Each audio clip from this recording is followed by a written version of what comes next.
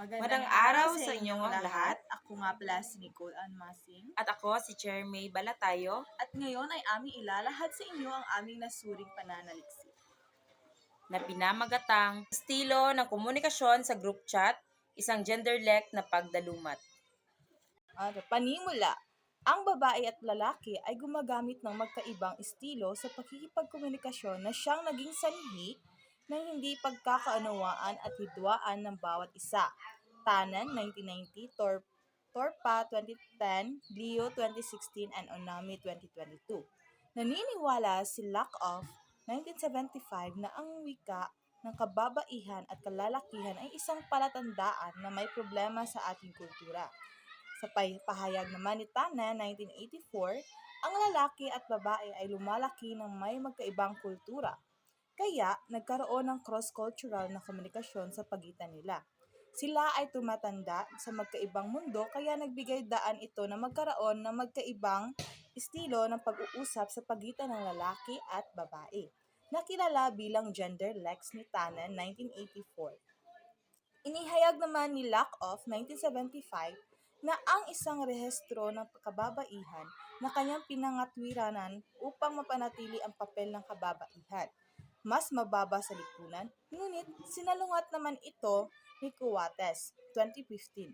Pinahayag niya na ang katangian ng mga kababaihan ay hindi na pagpapakita ng kanilang kahinaan, ngunit ito ay pagpapahayag ng lakas ng pakikipag-usap at personal na mga kasanayan ng kababaihan. Samantala, ipinahayag naman ni Tannen na ang primaryang pinagkaiba ng estilo ng komunikasyon ng lalaki sa babae ang kanilang pagiging goal-oriented. Nakikipagkomunikasyon sila upang makamit ang adhikaing mapanatili ang kalayaan, pangingibabaw, at ang kanilang katayuan sa hierarchical social order at sinuportahan naman ito ni Gray 1992. Bilang tugon sa mga natukoy na limitasyon sa literatura sa paksang ito, ang papel na ito ay nakafocus sa naglalayong tasain ang estilo ng pakikipagkomunikasyon ng mga babae at lalaki sa paaralan ng Cotabato Foundation College of Science and Technology sa kanilang group chat gamit ang genderless na pagdalumat. Ang pag-aaral na ito ay napapanahon at akma sa ating lipunang ginagalawan. At ngayon ay dumako naman tayo sa mga katanungan ng pag-aaral. Ang pag-aaral na ito ay isinagawa ko upang maisakatuparan ang layunin kong malaman ang estilo ng pakikipagkomunikasyon ng mga lalaki at babaeng mag-aaral ng CFCST. Unang katanungan, ano-ano ang estilo ng pakikipagkomunikasyon ng mga mag-aaral na lalaki at babae sa group chat noong kasagsagan ng pandemya? Pangalawang katanungan, ano-ano ang mga linguistikang implikasyon na salik ng genderless na makikita sa group chat? Pangatlo, anong output ang mabubuo batay sa resulta ng pag-aaral? Ang ginamit naman niya sa theoretical na batayan ay ang genderless theory. Ang pananaliksik na ito ay nakaangkla sa genderless theory ni Lakoff 1975 at Tannen 1990 na siyang nagpatanyag nito. Naniniwala si Tannen 1990 na ang pinakamabuti na paraan upang ilarawan ang komunikasyon sa pagitan ng mga kasarian ay nasa isang cross-cultural na format. Ang mga babae ay gumagamit ng rapport talk upang magtatag ng isang makabuluhang connection sa iba, habang ang mga lalaki ay gumagamit ng rapport talk upang magkaestado na mas mataas sa iba. Ang babae at lalaki ay gumagamit ng wika na may magkaibang paraan. Isinalaysay ni Tannen na nagsasalita sila ng iba't ibang dialekto o genderless. Ang layunin ng teorya ng genderless ay kilalanin at pahalagahan ang wika ng magkaibang kasarian at makamit ang paggalang at pag-unawa sa isa't isa. Noong 1975, tinukoy naman ni Robert T. Lakoff ang isang rehistro ng kababaihan na kanyang pinangatwiranan upang mapanatili ang tungkulin ng mga kababaihan sa lipunang ginagalawan. Ang terminong genderless ay ang pagsasama ng kasarian at dialekto. Ito ay nalikha upang tukuyin ang pagkakaiba ng wika sa pagitan ng paraan ng pagsasalita ng mga lalaki at babae. Ang genderless ng lalaki at babae ay tumutukoy sa wikang ginagamit sa mga paraang kakaiba sa isang kasarian o iba pa. Ang termino ay unang ginamit ni Cherry Creamer na kalaunan ay naging Creamery noong taong 1974 na nagsabi na ang kasarian ng isang nagsasalita ay maaaring makilala kahit na walang pagkakaiba sa articulatory mechanism. Ito ay kalaunan ay pinasikat at dinala sa mas malawak na paggamit ng sociolinguist na si Deborah Tannen sa kanyang bestseller na You Just Don't Understand, Women and Men in Conversation 1990. Ang genderlek ay isang hanay ng mga katangiang pangwika na nagpapakilala sa produksyong wika ng kategorya ng kasarian na tinutukoy sa lipunan. Karaniwan dito ay ang mga babae at lalaki, ayon kay Johnson 2009. Kahit na ang mga pagkakaiba sa mga pattern ng pagsasalita ng lalaki at babae ay pinag-aralan noon pang 1920s, lalo na ni Otto Jespersen, 1922, ang paksang ito ay paminsan-minsan lamang ginalugod hanggang sa noong 1970s si Robin Lakoff, 1973, ay nagpasiklab ng isang malaking interes sa paksa sa bahagi ng mga feminist na mananaliksik. Marami pang pananaliksik na patungkol sa pattern ng pakikipagkomunikasyon ng lalaki at babae na nagpapakita na ang mga lalaki ay nag-aabala sa ibang mga lalaki at ang mga babae naman ay gumagambala sa ibang mga babae. Ngunit ang kanilang mga dahilan sa pag-abala ay magkakaiba. Ang mga lalaki ay humarang sa lalaki nagsasalita bilang isang paraan ng pagtatatag ng katayuan, habang ang mga kababaihan ay may posibilidad na makagambala sa ibang kababayan upang ipakita ang suporta o pagsang-ayon. At ngayon, dadako naman tayo sa Kabanata 3, Metodolohiya at Pamamaraan ng Pananaliksik. Sa kabanatang ito, naglalahad ng mga pagtalakay sa pamamaraan ng pananaliksik, disenyo ng pag-aaral, mga tungkulin at ng mananaliksik, ang mga materyales ng pag-aaral, pamamaraan ng pangangalap ng datos, pagsusuri ng datos, maging mapagkakatiwalaan at mga pagsasaalang-alang sa etikal na pag-aaral. Disenyo ng pag-aaral. Ang ginamit ko sa pag-aaral na ito ay kwalitatibong disenyo ng pananaliksik na kung saan nilapatan ko ng content analysis at ang naging sandigan ng coding at thematic sa pagdalumat ng estilo ng komunikasyon ng mga babae at lalaki na nag-aaral sa CFCST sa kanilang group chat ay ang genderlek theory ni Lakoff 1975 at Tannen 1990. Ayon kay Creswell 2009, ang kwalitatibong pananaliksik ay isang paraan upang matuklasan at maunawaan ang tiyak na kahulugan ng mga pamamaraan ng kwalitatibo at maging panimulang punto ng pananaliksik na nagbibigay diin sa kalidad ng mga katangian ng natural na datos na may deskriptibo at natural na pag-unawa mismo.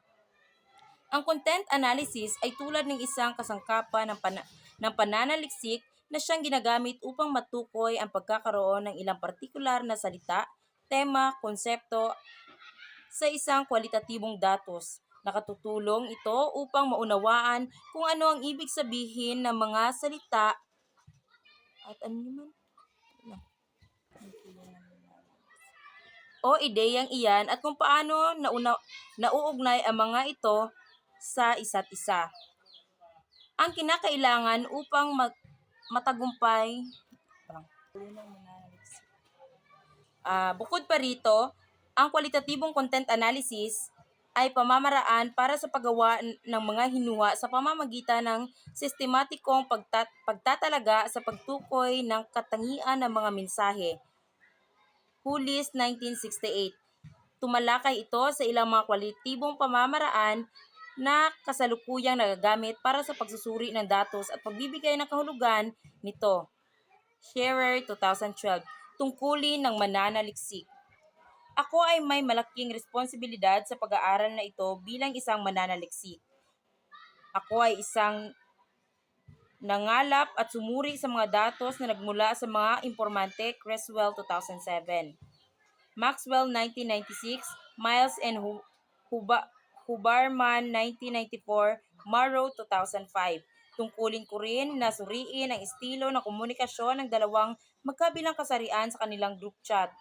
Pananagutan ko ko na mananatili ang seguridad ng pagiging kompedensyal ng mga impormasyon ng mga kalahok at mga datos na nakuha ko mula sa kanilang Hiresqua et al. 2014. Instrumento ng pag-aaral. Ang ginamit ko na instrumento sa pananaliksik na ito ay mga mensaheng ipinadala ng mga estudyante na nagmula sa magkabilang group chat ng BSE Agham na nasa estilo at ika-4 na taon.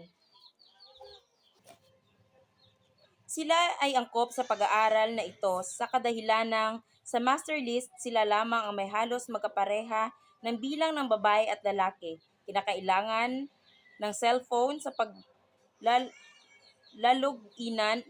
lalag-inan ng account na miyembro ng group chat. Ito rin ang gagamitin sa pag-screenshot at pag-screen record ng kanilang usapan sa GC. Sa paglaganap ng datos na nagmula sa group chat, ang ginamit ko ay ang systematic sampling. Ang systematic sampling ay may tatlong hakbangin. Una, tukuyin ang populasyon. Pangalawa, pagpasyahan ang sample size at sampling interval. Tatlo, piliin ang sample at mangolekta ng datos ayon sa natukoy na sampling interval ni Thomas 2020. Kaya, kumuha lamang ako ng 100 na mensahe sa group chat ng BSE Agham 3 at 4, 50 sa bawat taon. Ang magiging interval nito ay bawat ika-30 na mensahe na ipinadadala ng mga partisipante sa group chat upang maiwasan ang magiging bias sa pagkuha ng datos. Pangangalap ng datos. Sa pagsasagawa ng pag-aaral na ito, ang 5 pangunahing ethical na prinsipyo at ethical na pananaliksik ni Haay 2006 ang aking inilapat. Ang form o liham ng pahintulot na nakapangalan sa mayor ng bawat klase ay ibibigay. Ito ay naglalaman ng paghingi ng pahintulot na ako'y payagan na kumuha ng datos mula sa GC ng mga informante. Ito rin ay nagbibigay kaalaman sa kanila sa mga adhikain ng aking pag-aaral. Ang pagkuha ng datos ay isinasagawa sa kanilang pinakabakanting oras at nais na lugar. Nagbigay sila ng kanilang mga lagda upang ipakita ang formalidad ng kasunduan at upang ipakita ang kanilang pagsang-ayon sa pakikilahok. Matapos ang pagsang-ayon ng mga informante, ako'y nagbigay ng paliwanag sa kanila tungkol sa layunin at patunguhan ng aking pag-aaral upang maunawaan ng informante ang partikular na paksa. Cohen et al. 2002, Boise and Nolly 2006, Saldiania 2015, gayon din ipinapaalam sa kanila ang pagiging kompedensyal ng aking impormasyon at panatiling pribado ang kanilang usapan sa kanilang group chat. Nakatuon lamang ako sa mga layunin ng pananaliksik at hindi sa pagkakakilanlan ng mga informante na kung saan ay kabilang ang pagkatawa ay hindi kailangang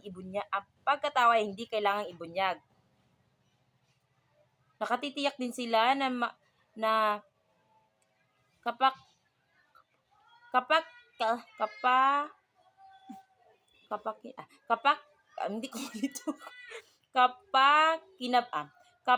kinabangan na mag-aaral kung saan dapat iwasan ang pinsala tulad ng karahasan at panganib.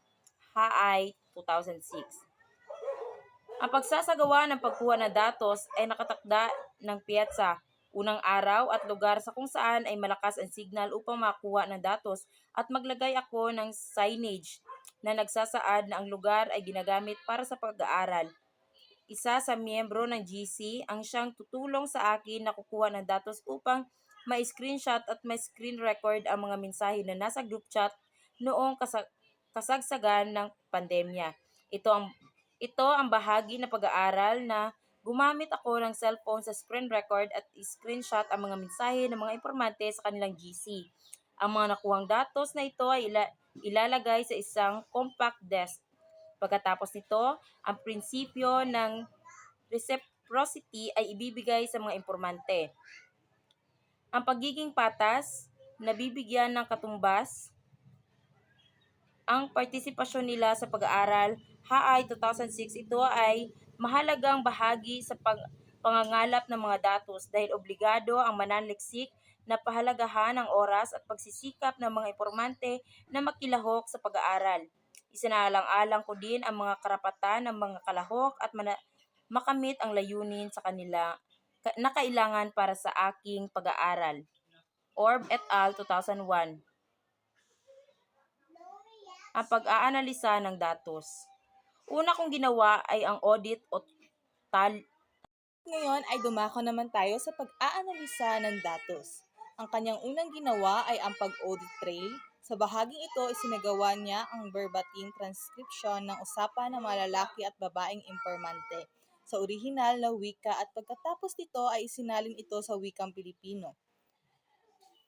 Ang mga usapan ng mga informante sa kanilang group chat ay sumailalim sa isang pagsusuri na naaayon sa gender lecture ni na Lakoff 1975 at Tanan 1990 na siyang naging pundasyon ng pag-aanalisa ng mga datos. Ito ay pinakita sa anyong tabular at ang mga emblematic na sipi o pagsipi ng mga mensahe ng mga informante ay ipapakita. Bilang isang pangunahing katangian sa kwalitatibong pag-aaral, pagkatapos ng pag-aanalisa ng datos, ang compact disk na pinaglalagyan ng mga ito ay susunugin. Pagkatapos mailapat ang mga revision, isinagawa rin niya ang mga porong debriefing. Ang pamamaraang ito ay naghahatid ng higit na pagsusuri at pag-unawa sa pag-aaral kung saan susuriin muli ng mga eksperto ng buong papel ng pananaliksik. Panghuli, ang pag-aaral na ito ay sumailalim rin sa panghuling presentasyon at publikasyon.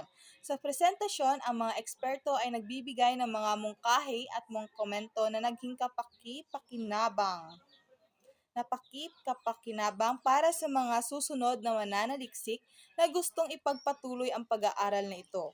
Ang buong papel ng pananaliksik ay ipiprint at hardbound. Ang kanyang walangkas ng pagsusuri ng estilo ng komunikasyon, meron siyang katayuan at koneksyon, kwento ng bayan or kwento tungkol sa isang bayani, at kinokontrol ang pag-uusap, nagsisimula at nagpapanatili ng pag-uusap, at pagsasabi at pagtatanong mukhang di tiyak, tunog at pansamantala, at pampubliko o pribadong pagsasalita at lumaban para sa katayuan ay katuwaan o lumaban dahil galit or fix it talk or nagbibigay ng payo or troubles talk nagbibigay ng empatsya. O panglima ay direkta at ditiwiran, 6, report o rapport, pakikinig o pang-aabala, at 8 ay hindi pagkakasundo. Ang kanyang etikal na konsiderasyon. Ang mga etikal na pagsasaalang-alang ay mahalaga sa lahat ng pananaliksik. Ang pananagutan ay nagiging mas kapansin-pansin sa kwalitatibong pananaliksik, lalong-lalo na kapag kinasasangkutan ng sensitibong grupo. Responsibilidad ko bilang mananaliksik na tiyakin na ang mga kalahok ay may kalayaan sa Responsibilidad ko bilang mananaliksik na tiyakin na ang mga kalahok ay may kalayaan sa pagpili ng makibahagi sa pag-aaral. Protektahan ang pagkakakilanlan ng mga respondente sa buong proseso ng recruitment at dissemination. At isulong ang malinaw at tapat na pagpapahayag ng pananaliksik nang walang panlilinlang sa mga mambabasa. Kaya bilang responsable at mapagkakatiwalaang mananaliksik, isinaalang-alang ko ang mga aspeto ng etikal na konsiderasyon na ipapakita sa mga susunod. Bilang konsiderasyon, para sa mga panlipunang halaga sapagkat ang pag-aaral na ito ay kinasasangkutan ng mga personal na mga pahayag, opinyon, kaalaman at pag-unawa sa mga kalahok, ilang mga etikal na pagsasaalang-alang ang aking pinahalagahan. Ang pamantayan ng katotohanan ay kinakailangan sa lahat ng aktibidad ng pananaliksik, kabilang dito ang paghahanap ng katotohanan, integridad at katapatan bilang mapaunang kondisyon para sa kalidad at pagiging maaasahan ng pananaliksik. Bilang karagdagan, ang pananaliksik ay karaniwang nakabatay sa pamamaraang pamantayan na nagbibigay diin sa katotohanan, katumpakan, transparency at pananagutan ng mga na-publish na konklusyon. Sa kabuuan, ang mga pamantayang ito ay bumubuo ng kapuri-puri na kaalaman at kasanayang siyentipiko at nagpapatibay ng integridad ng pananaliksik. Kaya ako bilang mananaliksik, Binigyang halaga ko ang mga ethical na konsiderasyong ito na siyang gumabay sa akin sa pagsagawa ng pag-aaral, sapagkat ang pananaliksik na ko ay nakatuon sa mga materyales na pribadong pag-aari ng mga impormante, na kung saan ako ay kumuha ng datos na nagmula sa group chat ng mga estudyante sa pamamagitan ng pag-screen record at pag-screenshot ang mga mensahe. Sa proseso ng pangangalap ko ng datos, ilalapat ko ang 5 pangunahing ethical na prinsipyo ni Halay 2006 ng ethical na pananaliksik mula sa koda ng institusyon ng pananaliksik at asosasyon.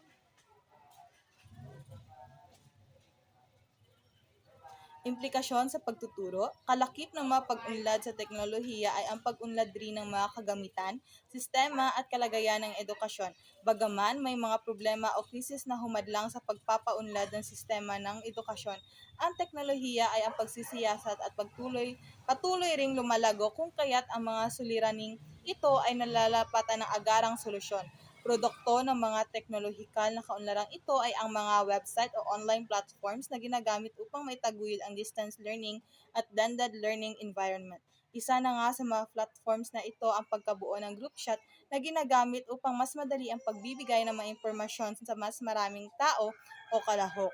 Ang sentro ng pananaliksik na ito ay isang sistema ng komunikasyon na matatagpuan sa group chat na may kalahok ng mga babae at lalaki. Ito ay nagpapanahong pag-aaral sapagkat malawakang ginagamit ang mga GC ng mga mag-aaral sa kadalasang napapangkat sa kanilang kinabibilangan ng section. Ang mga resulta, presentasyon at interpretasyon ng pananaliksik na ito ay nararapat lamang na ibahagi sa mga mag-aaral hindi lamang sa mga estudyante ng Filipino kung hindi sa lahat. Ang mga pagkakaayon o inconsistencies na nakita sa gender lecture kaugnay ng mga nakalap kong datos ay nararapat ding talakayin sa gabay ng mga guro o espesyalista ng mga lingwahe. Bilang isang mananaliksik, isang karangalan ang makapagtatag ng mga bagong kaalaman kalakip sa pagbukas ng oportunidad upang mabigyang pansin ang tsorya sa mga estilo ng komunikasyon na hindi naitalakay o nabigyang hustisya ng aking pag-aaral. Mana. At yun lamang po, maraming salamat po.